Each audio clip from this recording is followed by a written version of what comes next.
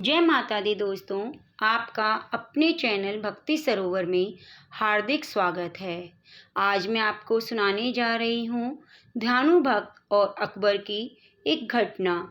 ध्यानु भक्त ज्वाला देवी का बहुत बड़ा भक्त था। हिमाचल प्रदेश के कांगड़ा जिले में एक प्राचीन पहाड़ी नगर स्थित है जिसे नगरकोट कहा जाता है। यहाँ देवी के 51 सिद्धपीठों में से एक सिद्धपीठ है। यहाँ कहा जाता है माता की जीभ गिरी थी, इसलिए इसे ज्वाला जी कहा जाता है। पांडवों ने इस स्थान पर एक मंदिर बनवाया। तब से यह मंदिर कई बार टूटा और कई बार बना। ध्यानु भक्त की कथा इस प्रकार बताई जाती है। 16वीं शताब्दी में जब भारत पर मुगल बादशाह अकबर का शासन था, उन दिनों की यह घटना है। ब्रज प्रदेश में स्थित नदौन ग्राम निवासी ध्यानु अपने 1000 यात्रियों सहित माता के दर्शनों के लिए जा रहा था। इतना बड़ा दल देखकर बादशाह के सिपाहियों ने उन्हें रोक लिया और अकबर के दरबार में ले जाकर ध्यानु भक्त को प्रस्तुत किया। अकबर ने पूछा, तुम इतने आदमियों को साथ लेकर कहाँ जा रहे हो? तो ध्यानु भक्त ने हाथ जोड़कर उत्तर दिया, मैं ज्वाला माई के दर्शन के लिए जा रहा हूँ। मेरे साथ जो लोग हैं वे भी माता के भक्त हैं और यात्रा पर जा रहे हैं। अकबर ने यह सुनकर कहा, ज्वाला माई कौन है? वहाँ जाने से क्या होगा? ध्यानु भक्त ने उत्तर दिया, ज्वाला माई संसार की रचना और पालन करने वाली माता है। वे भक्तों द्वारा सच्चे हृदय से की गई प्रार्थनाएं स्वीकार करती है और उनकी मनोकामनाएं पूरी करती है। उनका प्रताप ऐसा है कि उनके स्थान पर बिना तेल बत्ती के ज्योति जलती रहती है। हम लोग प्रतिवर्ष उनके दर्शन के लिए जाते हैं। अकबर बोला, तुम्हारी ज्वाला माई इतनी ताकतवर है कि तुम्हारी सब मनोकामनाएं पूरी कर सकती है। इस बात का विश्वास हमें कैसे होगा? यदि कोई चमत्कार दिखाओ तो हम भी मान ले। ध्यानु ने विनम्रता से उत्तर दिया, मैं तो माता का एक छोटा सा सेवक हूँ, मैं भला क्या चमत्कार दिखा सकता हूँ। अकबर ने कहा कि तुम्हें इम्तिहान तो देना पड़ेगा।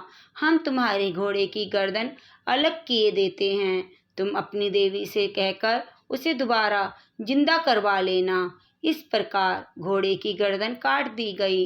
ध्यानु भक्त ने मुक्ति का कोई उपाय न देखकर बादशाह से कहा कि वे देवी माँ के पास जाकर अपनी प्रार्थना करेगा कि घोड़े को जीवित कर दें। आप 1 माह की अवधि तक मेरे घोड़े के सिर और धड़ को सुरक्षित रखने की व्यवस्था करें। अकबर ने ध्यानु भक्त की बात मान ली और उसे यात्रा जारी रखने की अनुमति दे दी। बादशाह से विदा लेकर ध्यानु भक्त अपने साथियों सहित माता के दरबार में पहुंचा। स्नान पूजन आदि के बाद उसने रात भर जागरण किया। प्रातःकाल आरती के समय ध्यानु ने हाथ जोड़कर देवी से प्रार्थना की कि बादशाह मेरी भक्ति की परीक्षा ले रहा है, मेरी लाज रखो, मेरे घोड़े को अपनी कृपा से जीवित करो माँ, अन्यथा मैं भी अपना सर काट कर आपके चरणों में रख दूंगा। जब देवी ने कोई उत्तर नहीं दिया तो ध्यानु ने अपनी तलवार से अपना शीश काटकर देवी को भेंट कर दिया। उसी समय साक्षात ज्वाला देवी प्रकट हुई और ध्यानु भक्त का सिर पुनः उसके धड़ से जुड़ गया और वह जीवित हो गया। माता ने भक्त से कहा कि तेरी घोड़े का सिर भी धड़ से जुड़ गया है, तू कोई और वर मांग। ध्यानु भक्त ने माता के चरणों में शीश झुकाकर कहा कि हे जगदम्बे, आप सर्वशक्तिमान हैं, किंतु अपने भक्तों की इतनी कठिन परीक्षा ना लिया करें। सारे संसारी मनुष्य आपको शीश काटकर भेंट नहीं चढ़ा सकते। कृपया करके साधारण भेंट से ही अपने भक्तों की मनोकामनाएं पूर्ण किया करें। तब देवी माता ने कहा, अब से मैं केवल नारियल की भेंट और सच्चे हृदय से की गई प्रार्थना से ही मनोकामना पूर्ण करूंगी। यह कहकर माता अंतर्ध्यान हो गई। उधर अकबर के सेवकों ने उसे बताया कि ध्यानु का घोड़ा अचानक फिर से जीवित हो उठा है, किंतु अकबर को अब भी उनकी बात पर विश्वास नहीं हुआ। उसने अपने सिपाहियों को आदेश दिया कि वे माता ज्वाला देवी के मंदिर में निकल रही ज्योति पर लोहे के तवे रखवा दें। ऐसा ही किया गया, किंतु इस पर भी अग्नि नहीं बुझी। तो अकबर ने पहाड़ों से निकल रहे एक झरने के पानी को एक नहर के माध्यम से मंदिर पर डलवाया। इस पर भी मंदिर की ज्योति नहीं बुझी। तब अकबर ने स्वयं ज्वाला देवी के मंदिर जाने का निर्णय लिया। वह सोने का छत्र बनवाकर देवी के लिए ले गया। जब अकबर ने यह छत्र देवी को अर्पित करना चाहा तो वह अकबर के हाथों से गिरकर टूट गया और सोने की बजाय किसी और धातु का बन गया। यह धातु ना तो पीतल थी, न सोना, न चांदी, न तांबा और न लोहा। पता ही नहीं लगा कि छत्र के टुकड़े किस धातु में बदल गए। अकबर समझ गया कि देवी ने उसकी भेंट अस्वीकार कर दी है, इसलिए वह चुपचाप लौट गया। अकबर द्वारा चढ़ाया गया खंडित छत्र माता के दरबार में आज भी पड़ा हुआ है। यह घटना ज्वाला देवी के मंदिर की बताई जाती है, जो नगरकोट के मंदिर से लगभग 35 किलोमीटर दूर है। किंतु ध्यानु भक्त की प्रतिमाएं नगरकोट के मंदिर में लगी हुई हैं।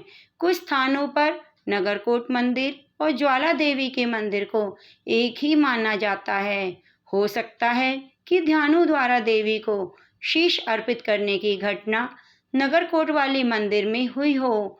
बाद में इस मंदिर से ज्वाला देवी की ज्योति विलीन हो गई और यहाँ से 35 किलोमीटर दूर ज्वाला देवी के मंदिर में प्रकट हुई हो।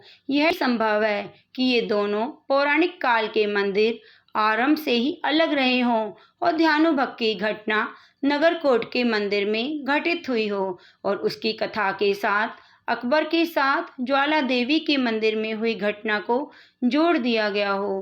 पिछले 500 सालों से ध्यानु भक्त के वंशज अपने शरीर पर लोहे की जंजीरें बांधकर अपने कुनबे गोटे के साथ मंदिर की परिक्रमा करने आते हैं। उन्हें लगता है कि ऐसा करके वे ध्यानु भक्त की परंपरा को जीवित रखे हुए हैं।